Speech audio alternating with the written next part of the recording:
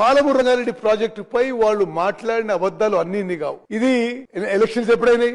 December 2023లో. ఇది Palamuru Rangareddy irrigation scheme కి వాళ్ళు ఒక్క పంపు ఆన్ చేసి 3-4 గంటలు నడిపించి మళ్ళా పనిచేసి వెళ్ళిపోయినరు. ఆ రోజు ఆ ప్రభుత్వమే విడుదల చేసిన బ్రోషర్ నుంచి మీకు అంకెలు చెప్తున్నా. ఇది యావత్ తెలంగాణ ప్రజలు తెలవాలి విషయం. ఎందుకంటే ఏ విధంగా మోసం చేసిండ్రు, ఏ విధంగా ఉమ్మడి మహబూబ్నగర్ కి మరి రైతాంగానికి ద్రోహం చేసిన విషయం తెలవాలి. వాళ్ళ దాంట్లో ఇట్లనే ఉంది. ఆడ ఏంది? పరిపాలన అనుమతి 35,200 కోట్లు, బ్రాకెట్స్ లో 55,000 కోట్లు. అంటే జియో ఇచ్చినప్పుడు 35,000 కోట్లు. Detail project report central water commission కి సబ్మిట్ చేసేటప్పుడు 55,000 కోట్లు. ఇది వాళ్ళు ఇచ్చిన ఫిగర్స్. ఇది వాళ్ళు ఇచ్చిన అఫీషియల్ గవర్నమెంట్ ఫిగర్స్.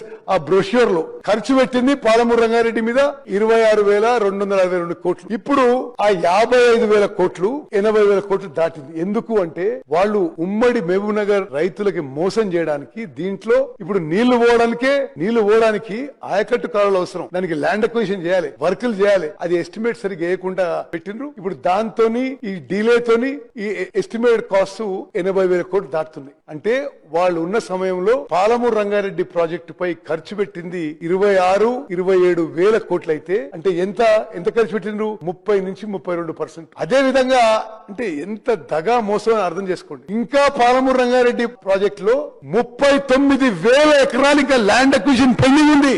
39,000 ఎకరాలు పెండింగ్ ఉండి మేము 90% పనులు చేసినా చెప్తున్నారు.